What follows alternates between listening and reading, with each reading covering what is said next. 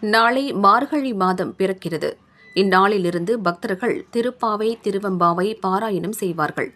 திருப்பாவை பாடல்கள் ஏலோர் எம்பாவாய் என்ற சொல்லுடன் முடியும். இதன் பொருள் தெரியுமா?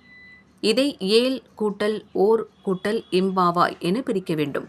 இந்த சொல்லுக்கு அன்பிற்குரிய தோழியே என பொருள். மற்றொரு விளக்கத்தின்படி ஏல் எனும் சொல்லுக்கு ஏற்றுக்கொள் என்றும், ஓர் என்ற சொல்லுக்கு யோசித்துப் பார் என்றும் பொருளுண்டு. மார்கழி அதிகாலையில் எங்கள் சொல்லை கேட்டு தாமதிக்காமல் எழுந்து இறைவனை வணங்கினால் நன்மை நடக்கும் என்ற அறிவுரையை ஏற்றுக்கொள் என உறங்கும் தோழிகளுக்கு மற்ற தோழிகள் சொன்னார்கள் என்பதை குறிக்க இச்சொல்லை பயன்படுத்தினர். திருவெம்பாவை என்ற சொல்லை திரு கூட்டல் எம் கூட்டல் பாவை என பிரிக்க வேண்டும்.